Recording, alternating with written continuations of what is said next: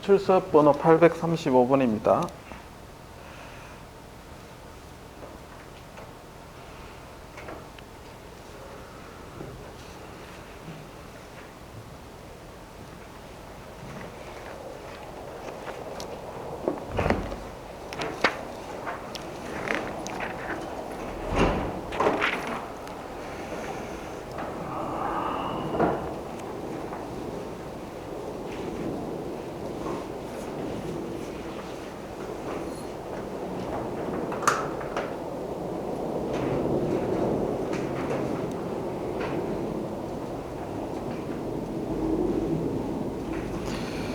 자, 지난 시간에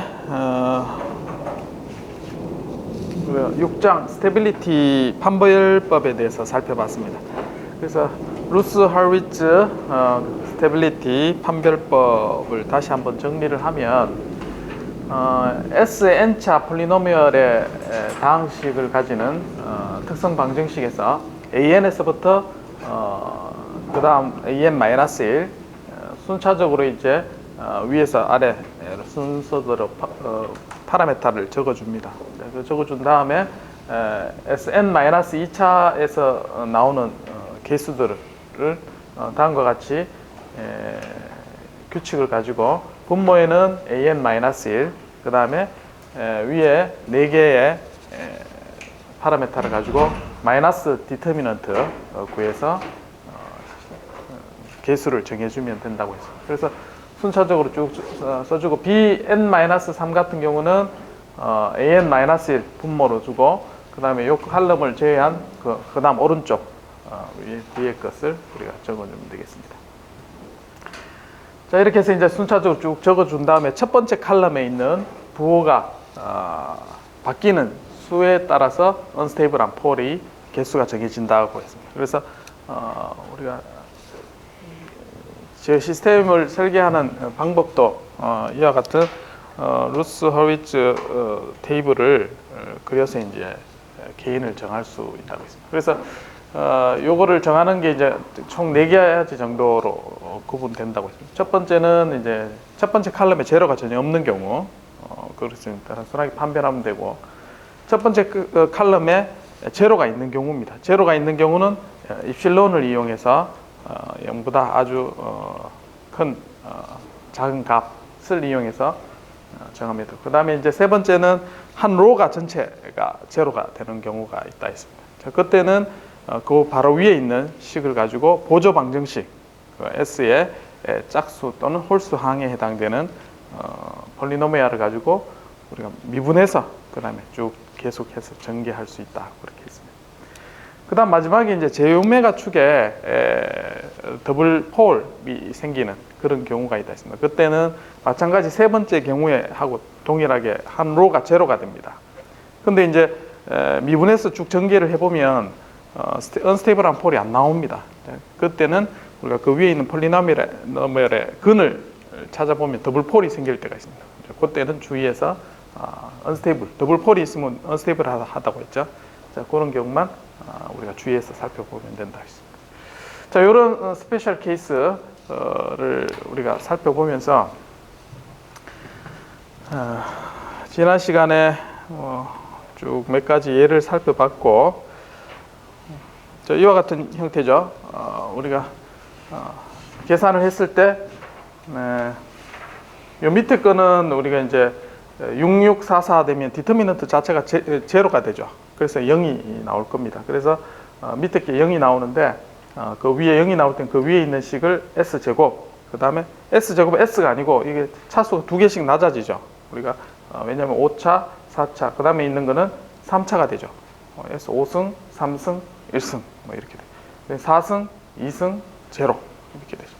그래서 마찬가지 여기 있는 위에 폴리노미얼을 보면 4S 제곱 더하기 4 같은 폴리노미얼이 됩니다. 그래서 이게 이제 원래 식의 하나의 몫으로 가진다는 것을 우리가 알 수가 있고, 그래서 이제 S는 플러스 마이너스 J의 근을 가지는 걸 확인할 수 있어서, 자, 다 포지티브하기 때문에 이제 스테이블한데, 이제 여기에 있는 보조 방정식을 근을 가지고 요거는 마지널이 스테이블하다라고 판별할 수 있게 되겠습니다.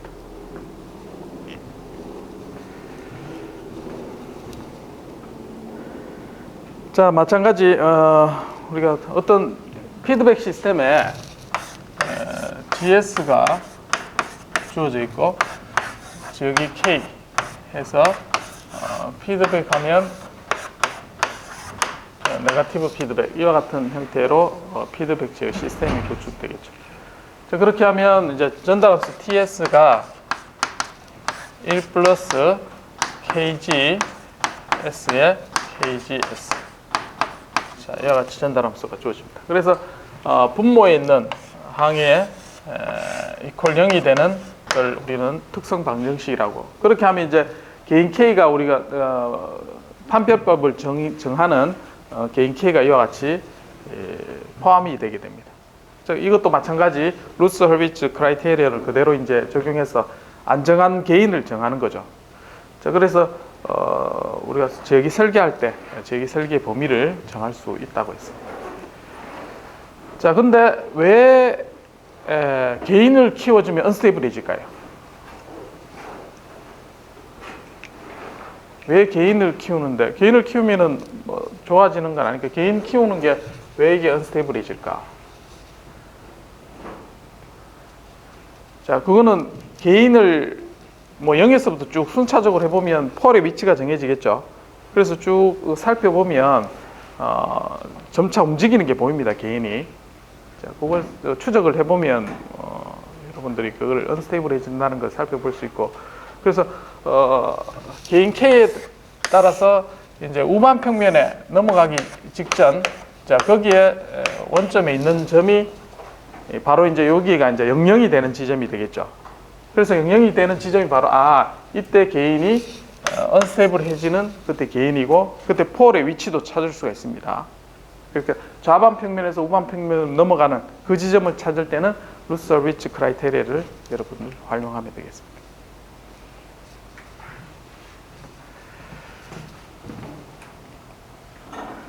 자, 그래서 보조 방정식이란 걸 쓰는 걸 지난 시간에 배웠고, 자, 마지막 케이스가 더블 폴을 가진 J오메가 축의 더블 폴을 가지는 경우라 했습니다. 자, 그 다음에 렐러티브한 거는 우리가 S에 예를 들면 우리가 특정 폴의 위치가 마이너스 시그마 플러스 J오메가 뭐 이렇게 되나요? 시그마 플러스 예. 이와 같이 되겠죠. 그래서 실수근과 주파수 성분에 해당되는 폴의 위치가 정해지는데 지금 RH 테스트를 하면 어떻게 되냐면, 자, J오메가 축에서 넘어가는지 말든지 이렇게 찾을 수가 있죠. 자, 마찬가지 내가 어떤 특정 시그마에 대한 어떤 값으로 가지고 싶다. 그러면 축을 어떻게 하냐면 축을 오른쪽으로 이동해서 RH 테스트 하면 특정 내가 시그마 값을 가지도록 만들 수가 있습니다.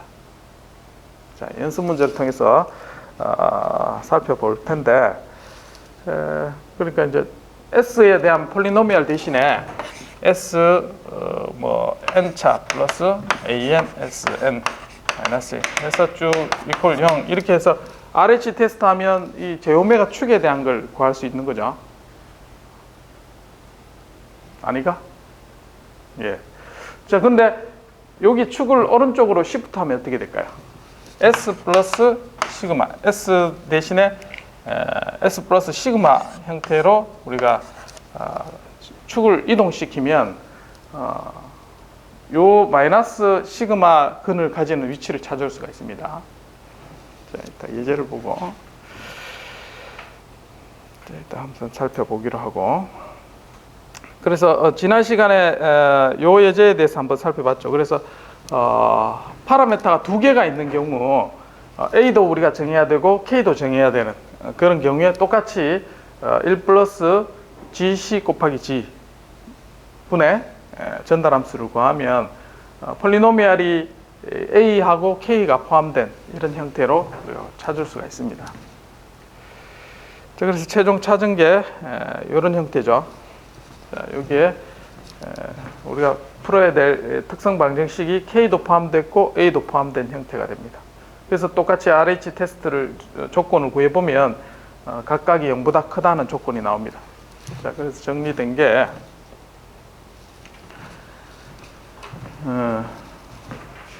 자, 여기에 있는 B3가 0보다 크고, 그 다음에 C3가 0보다 크다 나오고, 그 다음에 KA가 0보다 크다. 이 세 개 조건이 나오죠. 그래서 K가 126보다 작고, 자, K와 A가 곱해서 0보다 크다 하니까 K가 0보다 크면은 어떻게 됩니까?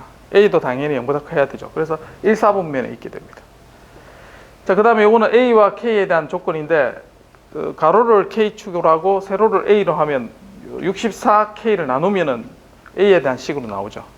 그렇게 해서 그래프를 그리면 이런 파란색 식이 나옵니다. 자, 그래서 이 안에 있는 어떤 점을 정해주면 스테이블하게 되는 그런 결과를 우리가 얻을 수 있습니다. 자, 이걸 이제 그래프로 이제 그린 거죠. 자, 그려가지고 한번 볼까?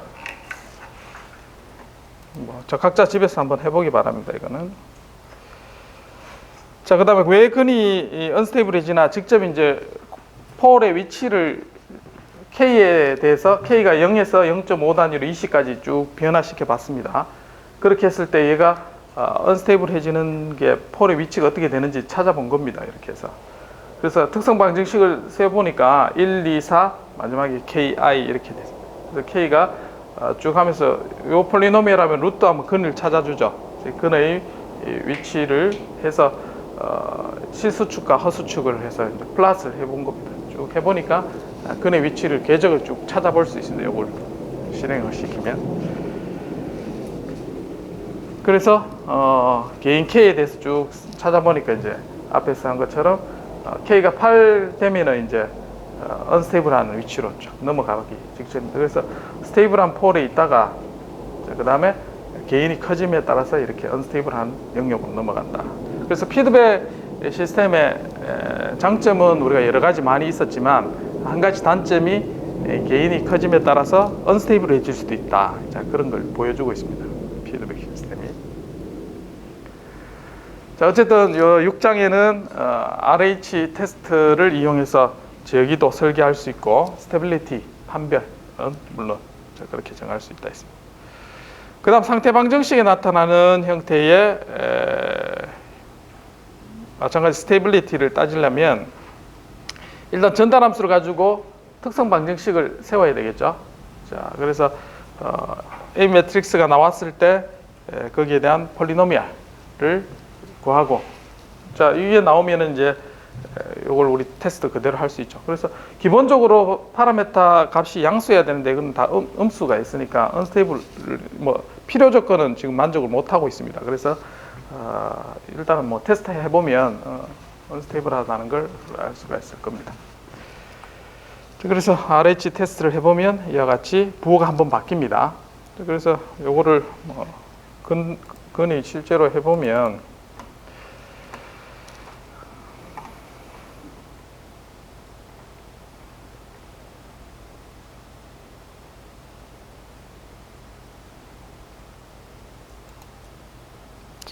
자, 1, 마이너스 6, 마이너스 7, 마이너스 52. 자, Q는 1, 마이너스 6, 마이너스 7, 마이너스 52. 맞나? 마이너스 52. 자, 이렇게 놓으면 배열이 이렇게 생기죠. 이게 폴리노미알이 이제 만들어진 겁니다. 루트 하면 Q. 그러면 Q의 폴리노미알의 근을 찾아줍니다. 이렇게 쉽게 이제 폴리노미알을 근을 찾아 한 개 보면은 두 개는 스테이블한데 하나는 언스테이블하죠. 그래서 이제 부호가 바뀐 거를 결과가 똑같은 걸 알 수가 있습니다.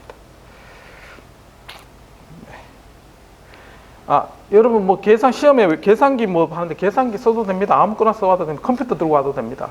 예, 마음대로 하십시오. 예, 요거는 이제 전달함수 지난번에는 근을 구하는 상태 방정식을 가지고 근을 구하는 코드를 보여줬습니다. 자, 지난 시간까지 질문 있나요?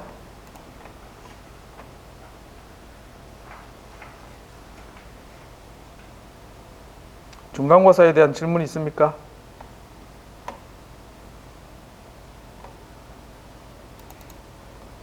마칠까요?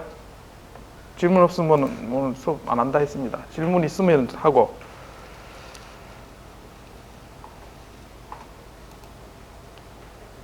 연습 문제 한번 풀어볼까요?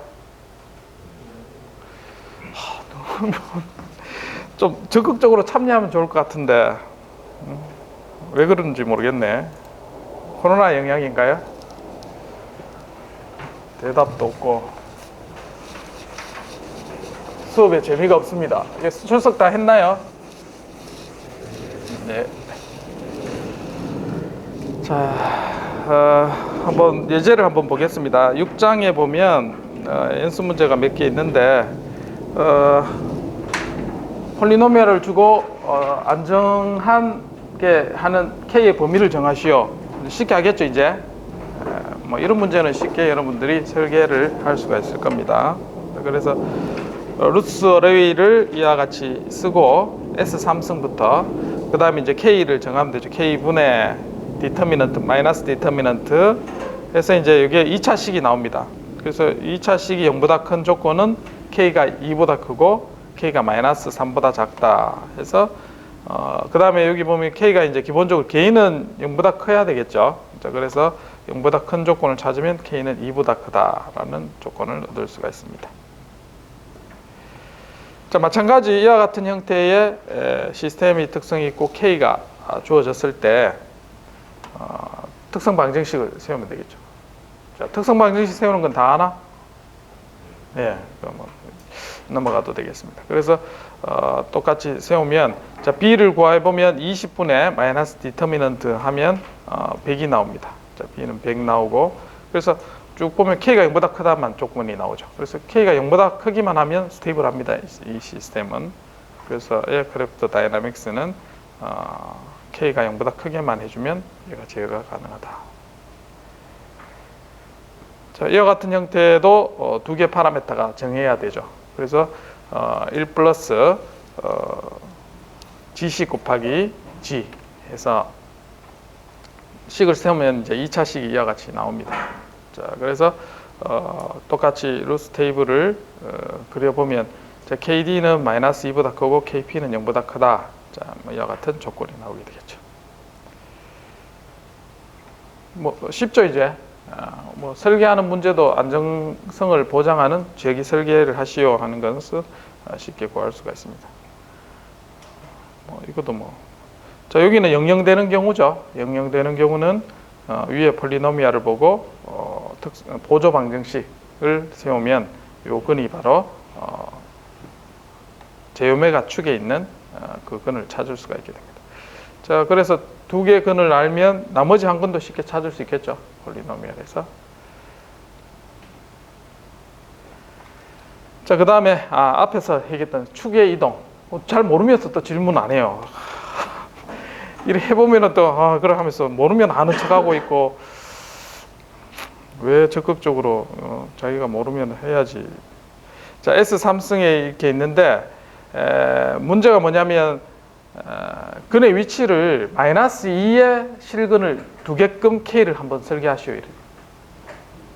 자, 지금은 우리가 제로를 이렇게 언스테이블한 축에 넘어가는 그걸 개인을 했죠. 그게 아니라 마이너스 2로 근을 가지도록 설계하시오 하면 어떻게 하면 되겠어요?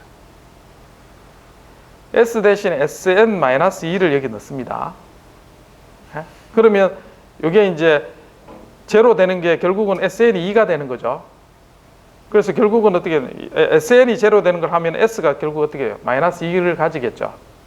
그래서 SN-2를 여기다 넣습니다. 왜 넣는지 알겠죠 지금? 그래서 넣고 똑같이 RH 테스트 하는 거예요. 그러면 근이 마이너스 2가 되는 K가 생기겠죠. 실근이. 그래서 자, 여기에 축을 SN 오른쪽으로 두 칸 이동한 겁니다. SN은 S 플러스 2가 되죠. 플러스 2 오른쪽으로 두 칸 이동한 거고 실제로 여기 대입할 때는 SN 마이너스 2를 해야지만 SN이 제로인 거를 우리가 구하는 거죠 지금. SN이 제로. SN이 제로인 거는 왜 제로인지 아나? 왜 제로를 찾나?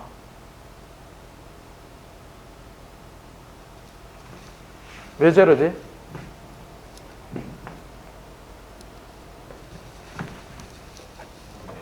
어.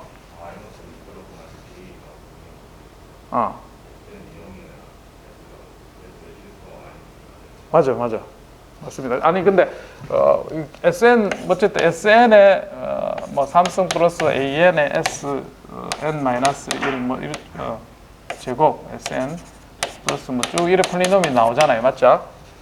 근데 이제 우리 RH 테스트를 합니다. 그래서 SN에 뭐 해서 AN이가 쭉 이렇게 테이블을 세우죠. 이렇게 테스트하죠. 그래서 얻는 게 뭡니까 지금? 이렇게 해서 안정성이면은 제요메아 축에서 어떻게 된다는 거예요. 그러니까 왼쪽 오른쪽 이 중심이 결국은 이 근이 어떻게 된다는 거예요. 시그마 플러스 제요메가가 이게 복소수 근인데 이 중간에 있다는 게 뜻이 뭐예요? 시그마가 0이라는 뜻이에요. 실수근이 0이라는 뜻이에요. 이해됐죠? 그게 제요메가. 그래서 0을 찾을 수 있는 거고, 내가 만약에 이 시그마 값이 마이너스 2라는 점을 찾고 싶다. 자, 그러면 SM-2를 넣으면 된다는 거죠. 그래서 똑같이 테스트하면 여기를 지나는지 안 지나는지 또 할 수 있다는 거예요. 됐죠? 예. 그래서 RH 테스트가 다양하게 우리가 이제 활용을 할 수가 있습니다. 그래서 마찬가지 이렇게 해서 식을 쫙 정리해서 SN에 대한 폴리노미얼로 정리를 합니다. 그래서 S 삼성부터 1, 4, 그 다음에 1 쭉 해서 뭐 테스트하면 K의 범위가 나오죠. 그래서 K의 범위가 지금 보면 어디냐면 요거죠. K가 30이 될 때, 00 되니까 요 근을 가지죠. 4 S제곱, 그 다음 30이면 4 S죠. 그래서 S가 플러스 마이너스 J를 지나게 됩니다.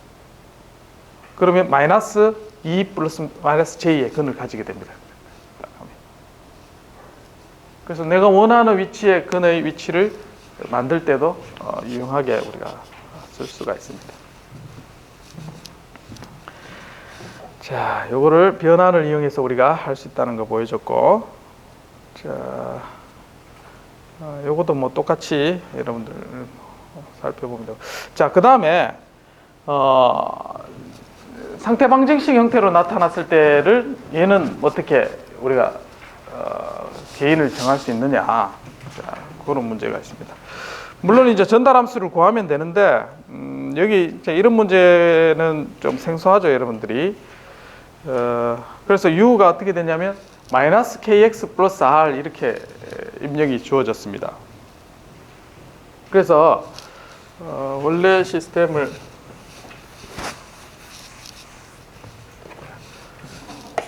x 닷은 ax 플러스 bu 돼 있는데 u는 마이너스 kx 플러스 r 이렇게 줬었을 때, 자, 그럼 u 대신에 이 값을 그대로 넣는 거죠. ax 플러스 b 마이너스 kx 플러스 r 이렇게 되는 거죠. 그러면 정리하면 x 대신에 하면 a 마이너스 bkx 플러스 br. 자, 지금 쓰는 거는 다 벡터입니다. 벡터와 매트릭스 연산인데 어쨌든 공통으로 이와 같이 우리가 식을 쓸 수가 있습니다. 그래서 R이 있으면 이 식이 이제 정상 상태로 만약에 가면 어떻게 됩니까? X.은 0이죠. 정상 상태가 되면. 그러면 이게 0이 됩니다. 0이 되면 X가 어디로 가느냐 찾아보면 X의 스테디 스테이트는 요거를 이제 우리는 A바를 하겠습니다. A바에 마이너스 BR. 그래서 X의 정상 상태는 A바의 인버스 곱하기 BR. 자, 이렇게 하면, 자, 레퍼런스가 내가 1을 줬다 그러면 B 곱하기 A의 인버스 해서 하면 X의 정상 상태를 찾을 수가 있습니다. 어디로 가는지를 알 수가 있다는 거죠. 자, 어쨌든 그렇게 가는데 이게 정상 상태가 됐을 때 스테이블해야지 0이 되죠, 얘가. 언스테이블하면 얘가 발산합니다, 계속해서. 그래서 스테이블할 조건이 뭐냐면 A바에 있는 이게 내가 원하는 형태의 폴의 위치를 가져야 됩니다. 그렇죠? 자, 그래서 S-A에 이게 특성 방정식을 찾으려면 디터미넌트 Si-A 해서 얘를 찾으면 폴리노미얼이 나오죠. 지금 요거는 이제 구하면 어떻게 되냐면 S제곱 플러스 2S 플러스 마이너스 2인가? 이렇게 폴리노미얼 합니다. 자, 기본적으로 봤을 때 이 시스템은 언스테이블 하겠죠. 맞죠? 그래서 정상 상태로 R을 못 따라갑니다.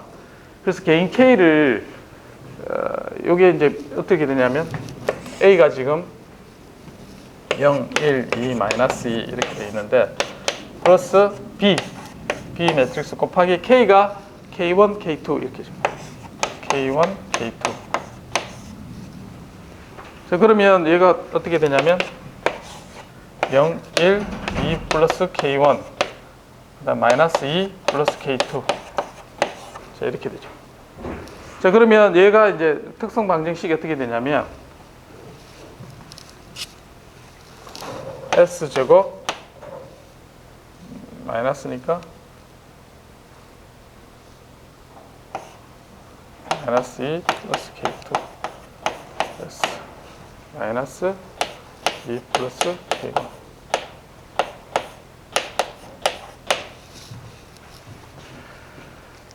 자, 이와 같은 형태로 우리가 디터미넌트 구하면 나오는 걸 알 수가 있습니다. 그래서 K1, K2를 이용하면 내가 원하는 대로 폴을 위치를 바꿀 수가 있어요. 여기가. 그래서 언스테이블한 걸 폴의 위치를 내가 원하는 대로 바꾸는데 여기서 보면 퍼센트 오버슈트 조건이 나왔죠. 퍼센트 오버슈트를 5%, 세트링 타임을 4초로 하도록 이하로 하도록 이 지역기를 설계하시오 이렇게. 자, 그러면 퍼센트 오버슈트를 우리가 구하는 자, 퍼센트 오버슛이 얼마예요? 5% 이하면 제타가 결정되죠. 제타가 얼마?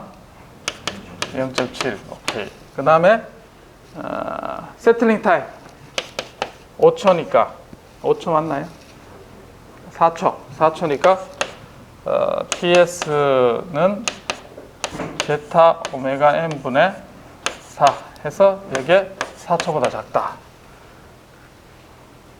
그러면 이거 얼마입니까? 제타 오메가 n이 1보다 크면 되네요. 맞죠? 제타 오메가 n이 1보다 크다. 제타가 이제 루트 2분의 1이니까 오메가 n은 얼마입니까? 루트 2인가요? 루트 2보다 크나요? 그럼 뭐 대략 오메가 n 3으로 하면 되겠네요.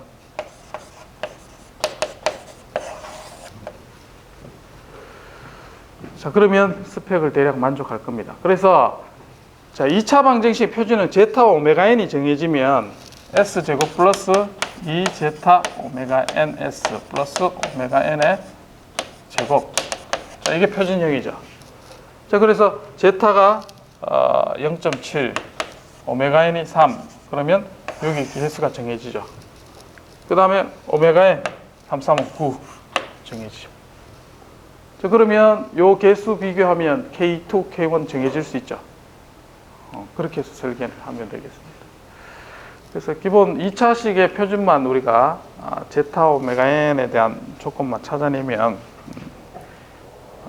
상태 방정식으로 표현되든지 얼마든지 우리가 그와 같은 형태로 구할 수가 있습니다. 여기서는 어떻게 했냐면 제타 오메가 n 이런 특성을 가지는 근을 정했어요. 근을 어떻게 정했냐면 자, 세틀링 타임이 이 앞에서 몇 초라 했나요? 4초가 되려고 하면 제타 오메가 n 4초 이하니까 2 정도 잡았습니다. 그래서 시그마 값이 이제 마이너스 2. 그 다음에 제타 값이 0.7이니까 실수근과 허수근이 같은 데가 0.707 나오죠. 그래서 허수근도 마찬가지 EJ의 근을 가지는데 폴의 위치를 정한 겁니다. 그래서 이렇게 정하면 우리가 특성을 만족합니다. 그래서 S 마이너스 플러스 2 플러스 2j 하고 자, S 플러스 2 마이너스 2j가 근을 가지도록 한 거죠. 그러면 이거 풀면은 S 제곱 두 개를 합은 4S 그 다음에 곱은 8 자 이렇게 나오고 자 그러면 요걸 비교해서 4가 나오도록 하면 되죠. 그러면 K2는 마이너스 2 K1은 얼마야 돼요? 마이너스 10 이렇게 되죠. 예. 원래 마이너스 KX니까 마이너스 부호가 바뀌었는 것 같은데 어쨌든 요 비교하면 됩니다. 그렇게 해서 근을 그래서 K는 마이너스가 있으니까 12 이렇게 정해질 수가 있습니다. 자, 그래서 또 특성 방정식의 근의 조건하고 우리가 상태 방정식 앞에서 이제 폴리노미얼 구하는 식 똑같이 해서 해를 찾을 수가 있습니다. 자, 그래서 이렇게 되죠. 제타 오메가 n이 마이너스 1보다 작은 영역과 제타가 영역. 자, 이렇게 하면 이제 우리가 4장에서 우리 배운 성능과 설계 문제하고 같이 이제 엮어서 해결할 수 있게 돼요. 자, 이렇게 되면 우리가 뭐 모터라든지 다양한 시스템에서도 우리가 저기 설계를 할 수 있게 되고 자 여기서 우리가 U가 어떻게 되냐면 U는 마이너스 KX 플러스 R 이렇게 줬죠. 자 이게 무슨 의미입니까? 자 K가 지금 보면 자, X는 지금 벡터입니다. X1, X2 해서 수의 배열 벡터라고 했고 자, 그 다음에 U는 스칼라 값이 나와야 되죠. 그래서 개인 K는 보면 마이너스 K는 K1, K2 이렇게 벡터가 됩니다. 이렇게 행렬. 그래서 이제 결국은 마이너스 K1, X1 마이너스 K2, X2 이게 U입니다. U. 플러스 물론 R이 있겠지만 맞죠? 자, 그래서 뭐 행렬로 했지만 결국은 어떤 상태를 가지고 개인 K를 곱한 거예요. X2. 그래서 X1이 만약에 위치, X2가 속도. 자, 그렇게 되면 위치 센서를 가지고 측정한 다음에 내가 원하는 개인을 곱해요. 그리고 얘도 속도를 측정한 다음에 개인을 곱해요. 그래서 더하기 해서 입력을 준다는 거예요. 실제로 구현할 때. 모터 돌릴 때 내가 모터에 대한 위치, 엔코더를 써서 위치하고 그럼 속도를 측정해서 개인을 곱하면 우리가 원하는 대로 특성을 다 가질 수 있다는 겁니다.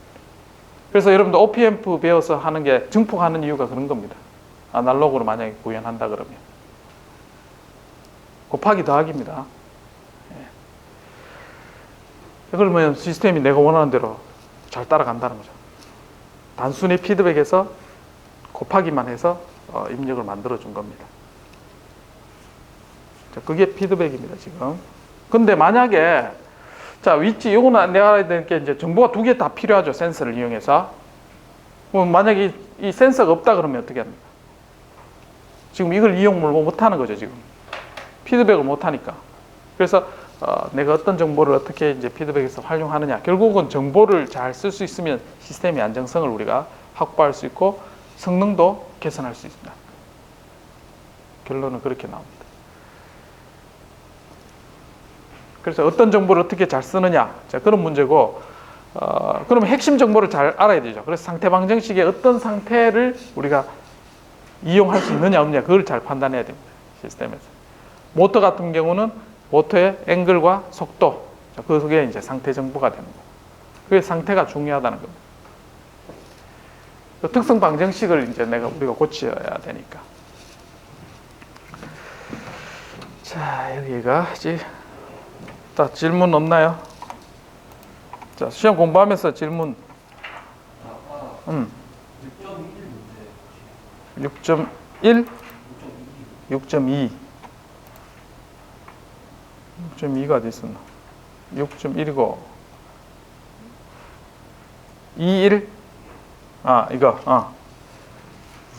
타입 방법을 할 때 마이너스 2,000 이동 시키는 거 근데 그거 할 때 그 J가 1이 나온다는 걸 하면서 알게 된 것 같은데 정확하게 그거는 모르지. 그러니까 복소스는 그 보조 방정식 구해서 그때 알 수 있는 거지.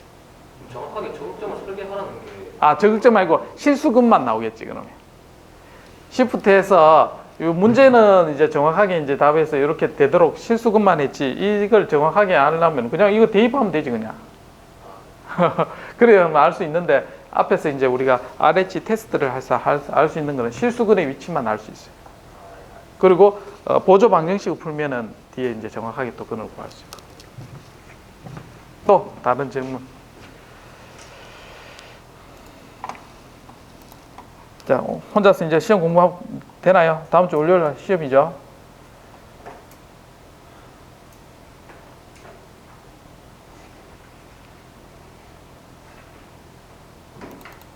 이 장에서 우리가 뭐 있나?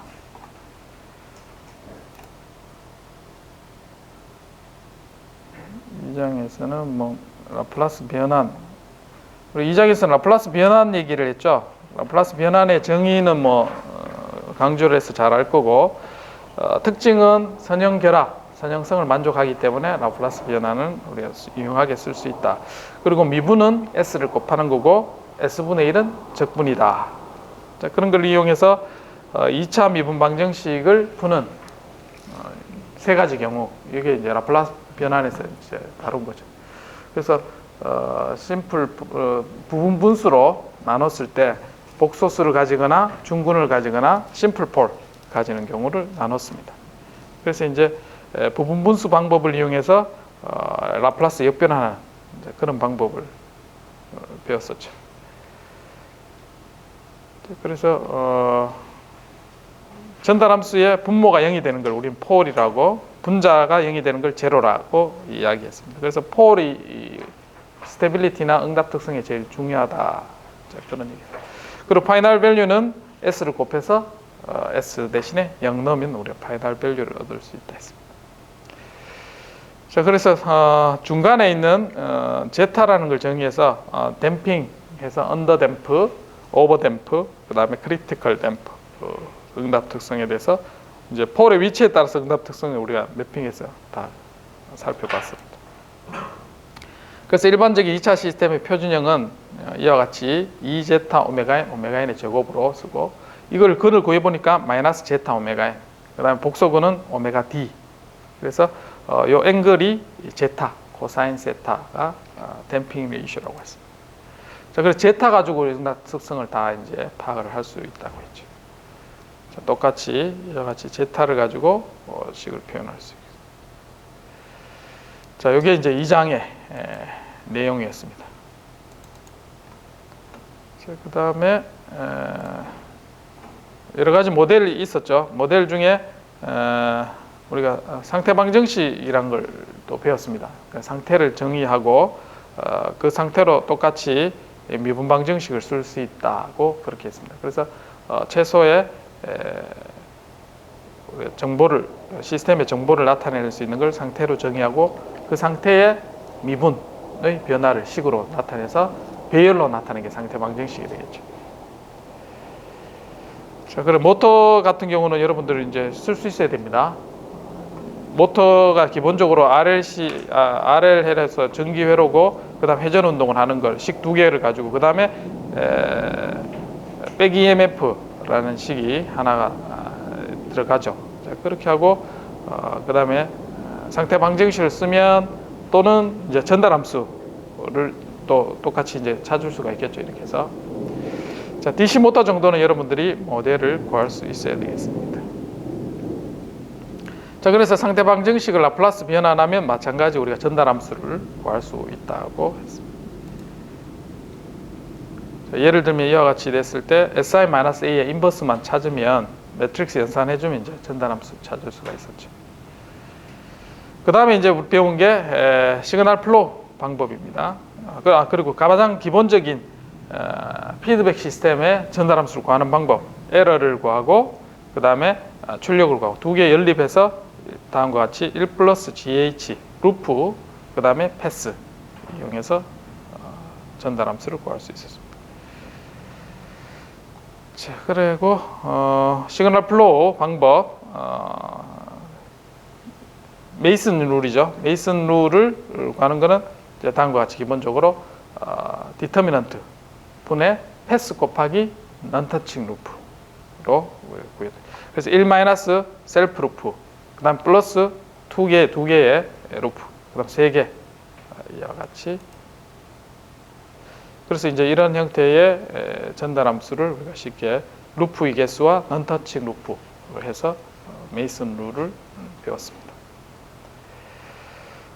자, 그다음에 이거는 선용하는 부분이고, 자, 2장까지가 이제 2장에 우리가 배운 거 라플라스 변화 처음에 하고, 그다음에 모델 중에 상태 방정식, 그다음에 시그널 플로우로 그리는 메이슨 룰.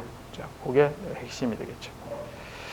자, 3장에 넘어왔을 때는 우리가 상태 방정식을 이제 또 깊이 있게 쭉 살펴봤습니다. 이제 각 전기 회로하고, 그다음에 상태 방정식 실제로 풀었을 때 E의 AT라는 게 나오는 걸 했었죠. 그래서 E의 AT가 가진 게 뭐냐? 이제 SI-A의 인버스로 이제 E의 AT가 된다고 했습니다. 자, 그렇게 해서 마찬가지 3개 다 상태 방정식, 그 다음에 전달 함수, 그 다음에 뭐죠? 시그널 플로우 3개를 이용해서 그래서 이제 그때 쓰이는 게 S분의 1이 적분이죠. 그래서 이 상태 방정식을 각각 시그널 플로우로 그릴 수 있고, 시그널 플로우는 메이슨 룰에서 루프와 패스를 이용해서 전달 함수로 구할 수 있고, 3개 다 상관관계가 있다 했습니다. 자, 그렇게 해서 각각 전달 함수가 주어졌을 때 시그널 플로우를 다음과 같이 쓸 수가 있고, 각 개수가 이제 피드백에 해당되는 루프를 우리가 만들어야 되니까, 자, 이와 같이 식을 쓸 수가 있다. 그럼 전달 함수 주면 시그널 플로우 그릴 수 있고, 시그널 플로우 그리면 상태 방정식 쓸 수 있고, 마찬가지 상태 방정식 모델이 나오면 그걸 이용해서 전달 함수도 구할 수 있겠죠. 자, 분자 마찬가지 패스가 추가적으로 나온 걸 우리는 식을 구할 수가 있습니다. 자, 그래서 전달 함수 이와 같이 구해서 찾을 수 있다라고 했습니다. 자, 뭐 똑같이 나오는 걸 보여준 거죠. 지금 여기서 보면 이제 이렇게 시그널 플로우 그려주면 이제 패스하고 루프 해서 메이슨 룰을 그대로 적용하면 이제 전달 함수를 찾을 수가 있습니다. 자, 여기 이제 3장의 다 내용입니다. 여러 가지 예제에 대해서 우리가 살펴본 거고, 컴퓨터에서 시뮬레이션을 실제로 어떻게 하는지 쭉 살펴봤습니다. 그래서 미분 방정식을 어떻게 이제 실제로 푸는지 연습 문제도 한번 풀어봤었고, 자, 그래서 3장에는 상태 방정식 얘기를 집중적으로 살펴봤습니다. 그래서 상관관계를 살펴본 거죠. 4장에서는 이제 시스템의 퍼포먼스, 그래서 퍼포먼스 프로퍼티에서 피드백 시스템의 특징이 이제 이와 같이 레퍼런스를 줬을 때 에러가 이제 레퍼런스 잘 따라가는지, 그거가 있고, 그 다음에 외부에 외란이 들어왔을 때 거기에 대한 영향, 피드백 시스템에 어떤 영향을 주는지, 그리고 노이즈가 들어갔을 때 어떻게 영향을 받는지를 루프를 우리가 전부 다 구해봤으니까 거기에 따라서 이제 개인을 찾아보고 해석하는 거. 특별히 중요한 게 이제 시스템이나 여기 이제 여기에 어떤 파라미터 변할 때 그걸 우리 센시티비티를 정의를 했습니다. 센시티비티 정의는 파라미터 변화에 대해서 전체 시스템에 얼만큼 변하는가를 퍼센트로 나타낸 거였죠. 그래서 센시티비티를 계산하는 방법, 자, 요거였죠. 그래서 시스템에서 시스템 파라미터의 변화 분의 전체 시스템의 변화가 얼만큼 영향을 주는지를 하는 게 이제 센시티비티입니다. 그래서 이 정의에 따라서 해보니까 클로즈 루프 시스템을 G에 대해서 미분하고 T분의 G 하는 게 우리가 계산할 수 있다 했습니다. 그게 센시티비티라. 그래서 실제로 G에 대해서 미분을 하면 되죠. 분수로 나타난 것을 G에 대해서 변미분하고 T분의 G 해서 계산하면 센시티비티 펑션을 구할 수 있고, 그래서 이게 이제 영향이 적다라는 걸 우리가 파악을 할 수가 있었습니다. 자, 마찬가지 h가 변할 때도 우리가 미분하면 구할 수가 있고 각각의 경우에서 센시티비티가 어떻게 되는지를 우리가 개인을 통해서 찾아볼 수 있었습니다. 자, 그다음 디스터번스의 영향. 마찬가지 이제 디스터번스가 입력으로 보고 패스를 해서 이제 전달 함수를 구하면 되죠. 그렇게 해서 쭉 구해 보니까 영향이 어떻게 되더라라는 걸 똑같이 찾아볼 수 있었습니다. 그다음에 스테디 스테이트 에러 앞에서 한 거죠. 그래서 모터 시스템 같은 경우는 오픈 루프보다 클로즈 루프로 우리가 속도를 피드백했을 때 훨씬 이제 거기에 대한 토크에 대한 스피드 변화가 작더라는 걸 우리가 구할 수가 있었습니다. 자, 마찬가지 노이즈에 대한 것도 거기에 해당되는 전달 함수를 구해서 어떻게 이제 효과가 있는지를 살펴보고 똑같이 이제 패스만 찾으면 되고. 자, 그 다음에 나오는 게 트랜전트 리스판스는 우리가 응답 특성에 대해서 충분히 이제 폴의 위치나 이런 걸 따라서 살펴본 바가 있죠. 그래서 이제 성능이 좋아지는 걸 알 수가 있고. 스테디 스테이트 에러는 에러의 정의에 따라서 구하면 피드백 시스템이 여기 이제 개인이 커지기 때문에 각각 해당되는 에러를 찾아서 우리가 해석을 할 수가 있습니다. 그래서 이제 피드백 시스템의 개인과 오픈루프 시스템의 개인을 해서 그냥 비교를 해본 겁니다. 자, 이렇게 해서 각각의 피드백 시스템의 장점 우리가 4장에서 다뤄봤습니다. 결국 이제 센시티비티하고 그다음에 외란의 영향 그리고 그다음에 스테디 스테이트 에러 좋아지는 거 다양하게 장점을 살펴볼 수 있습니다. 그다음 5장에서 우리가 봤을 때 이제 퍼포먼스 본격적으로 이제 따져본 거죠. 자, 그래서 퍼포먼스는 타임 도메인에서 트레이드 오프 관계가 있고, 자, 성능을 비교할 때는 스텝 입력, 그 다음에 램프 입력, 파라볼릭 입력 이런 입력을 이용해서 성능을 비교한다 했습니다. 그래서 이제 제일 먼저는 1차 시스템. 1차 시스템의 성능의 지표는 시정수라 있습니다. 시정수의 정의는 E의 AT가 1이 되는 값이 시정수라고 했습니다. 그러면 A분의 1이 시정수가 되겠죠. 지금 그 시정수는 작을수록 성능이 응답이 빠르다. 그래서 시정수의 정의는 A분의 1이고 세트링 타임은 정의는 뭐냐면 이제 원하는 목표치까지 가는 걸리는 시간, 이제 이게 세트링 타임입니다. 그래서 대략 계산해 보니까 A분의 4가 이제 1차 시스템에는 세트링 타임이 됐습니다. 그래서 앞에서 계산한 거죠. 시정수에 해당되는 부분을 시간이 지나면 얼마나 되냐면 63%가 올라갑니다. 그래서 0에서부터 63% 찾이는데 걸리는 시간을 우리가 시정수라 이렇게 정의를 한 거죠. 그래서 1차 시스템을 살펴봤고, 자, 그 다음에 세틀링 타임 앞에 있고, 그 다음에 2차 시스템이 더 중요했습니다. 그래서 2차 시스템의 응답 특성은 제타와 오메가 n에 따라서 결과가 나오고, 자, 요거를 라플라스 스텝 입력을 넣었을 때 라플라스 역변환해서 요거는 이제 머릿속에 기억을 해야 된다고 했습니다. 그래서 여기서 세타는 이제 코사인 세타가 제타가 되는 걸 확인을 했을 거고, 자, 왜 이렇게 나오는지를 여러분도 유도해보라고 했습니다. 그래서 제타에 따라서 시스템 응답 특성이, 자, 실수근, 그 다음에 복소근, 그 다음에 이게 오메가 n, 이게 내추럴 프리퀀시죠. 이 근의 원점에서의 거리, 자, 요거를 이용해서 다음과 같이 제타 댐핑 레이시오에 대한 응답 특성을 알 수 있다 했습니다. 이게 임펄스 리스판스죠. 그래서 스텝 입력이 아니라 유닛 임펄스를 줬을 때 그냥 전달 함수를 라플라스 역변환해서 나온 그 결과가 되겠습니다. 자, 이거는 어떻게 풀어지는지 수업 시간에 다 살펴봤고, 그래서 성능은 이와 같이 정리를 할 수 있습니다. 그래서 시간축에는 라이징 타임, 라이징 타임은 오메가 n분의 얼마입니까? 2.4. 자, 그걸 기억해야 되고, 세틀링 타임은 제타 오메가 n분의 4. 그 다음에 퍼센트 오버슛은 어떻게 됩니까?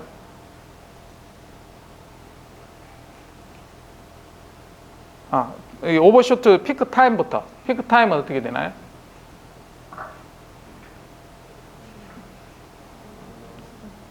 자, 여기가 0 되는 부분이죠. 0 되는 부분이 얼마가 되나? 자, 여기 되죠. 여기 이제 오메가 dt가 파이가 되는 거죠. 오메가 dt가 파이가 되는 사인 여기가 파이가 되는 게 이렇게 해서 최극점 올라가는 그 시점이 됩니다. 그래서 TP만 알면 요 값을 넣으면 매그니티도 우리가 그대로 구할 수가 있습니다. 예. 그래서 퍼센트 오버슛이 걸리는 그 위치 퍼센트로 나타내면 다음과 같이 되겠죠. 그 세틀링 타임. 자, 그러면 2차 시스템의 응답 특성 모두 정리가 됩니다. 자, 그래서 이 구하는 방법 여기 있었고 퍼센트 오버슛도 구할 수 있고 대략 기억을 해야 된다 했죠. 퍼센트 오버슛이 되는 거는 5% 이하는 0.7, 그 다음에 10%로 얘기하면 0.6, 그 다음에 20% 얘기하면 0.5. 뭐 실제로 구하려면 여기 식을 넣으면 되겠습니다. 여기 넣으면 퍼센트 오버슛이 나오니까. 자, 그래서 그 정도 해서 제타 값이 결정되고, 자, 라이징 타임은 오메가 n분의 대략 2.4라 했습니다. 디테일하게는 뭐 이렇게 나타나지만 식을 정확하게 구하는 것은 강의 자료에 어떻게 구하는지 이렇게 설명이 되어 있습니다. 자, 그렇게 해서 뭐 기억하는 거는 심플합니다. 세틀링 타임, 그 다음에 라이징 타임, 그 다음 퍼센트 오버슛. 그래서 각각의 라이징 타임은 오메가 n 주파수에 반비례하죠. 오메가 n분의 2.4니까 반비례합니다. 그래서 얘가 커지면 커질수록 라이징 타임은 작아집니다. 반지름에 점점 멀어지는 거예요. 그 다음 제타는 0에서 1 사이 요 안에 범위에. 자, 제타가 1이 되면 실수근이 됩니다. 크리티컬 댐핑. 자, 그 다음에 제오메가의 실수축의 값은 세틀링 타임에 영향을 줍니다. 제타 오메가 n분의 4. 그래서 제타 오메가 n분의 4 댐핑 레이셔는 0.725%. 자, 그 다음에 오메가 n분의 2.4가 라이징 타임. 그래서 세 개 조건을 합쳐서 우리는 폴의 위치를 정합니다. 자, 그래서 이제 여러 조건이 있을 때 제타 오메가 n만 정해주면 우리가 되고, 나머지 폴의 위치는 응답 특성이 부분 분수로 나타내면 얘는 익스포넨셜하게 사라지죠. 이제 사라지는 성분이라서 응답 특성에 우리가 별개로 우리가 해석을 하면 되겠습니다. 자, 너무 큰 값이 있을 때는 그 개수만 해서 한 개를 소거해서 사용할 수 있다고 했습니다. 자, 그다음 제로의 위치는 제로는 오버슈트에 영향을 준다 했습니다. 그래서 원점에 점점 가까이 갈수록 오버슈트에는 영향이 점점 커지게 되겠습니다. 그래서 점점점 멀어지는 게 오버슈트는 감소되는 게 되겠죠. 그래서 원점에 점점 가까이 되면 오버슈트가 커지게 되는 걸 볼 수가 있습니다. 자, 이게 이제 그 응답 특성을 보여준 거고. 그래서 이제 뭐 설계도 문제 쉽게 이제 우리가 세틀링 타임 오버슈트만 가지고 쉽게 설계를 할 수 있었습니다. 특성 방정식을 가지고. 자, 그 다음에 스테디 스테이트 에러입니다. 스테디 스테이트 에러는 유닛 스텝 함수에 대해서는 KP, 그래서 에러는 1 플러스 KP분의 A. 그 다음에 램프 입력에 대해서는 KV로 갑니다. KV 구하고서 에러는 KV분의 A. 그 다음에 파라볼릭은 KA로 갑니다. 각각 KP는 어떻게 구하느냐? KP는 S를 그냥 KP는 G에 S 대신에 0 넣는 거죠. 전달함수에 G에 0을 넣으면 KP를 구할 수 있고, 에러는 1 플러스 KP분의 A. 자, KV는 S 곱하기 G. 자, 속도니까 미분한 거죠. 그래서 KV 구한번에 하면 에러를 구할 수가 있습니다. A는 마찬가지 S 제곱을 해서 구하면 모든 시스템에 대해서 에러를 구할 수 있습니다. 그래서 타임 넘버에 따라서 다음과 같은 에러를 찾을 수 있다고 했습니다. 자, 그래서 뭐 시스템이 주어지면 거기에 이제 충분히 여러분들이 에러를 찾을 수 있고, 네, 이게 이제 5장이 되고, 6장은 방금 했죠. RH 테스트. 기억할 건 뭐 다 정리가 된 것 같습니다. 중간고사 뭐 따로 공부할 것도 없습니다, 여러분들. 문제 수업 시간에 한 내용만 잘 해서 하면 충분히 풀 수가 있는 문제를 낼 것 같습니다. 문제는 한 6문제, 7문제 이렇게 낼 겁니다.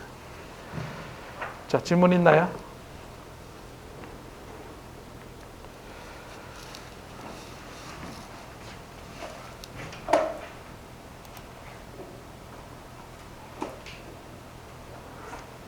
연습 문제 이거 자료 있는데 올려줄까? 예, 6장은 올려주도록 하겠습니다. 그러면 6장 연습 문제 있는 거. 그 앞에 5장은 저기 뭐고 숙제하면서 내가 동영상에서 했죠. 숙제 한번 했으니까 됐고 4장은 피드백 시스템의 특성이니까 뭐 센시티비티 정도만 여러분들 하면 되고 앞에서 리뷰했는 거 전달함수 구하고 기본적인 건 다 이제 살펴본 것 같습니다. 예, 그럼 오늘 여기서 마치겠습니다.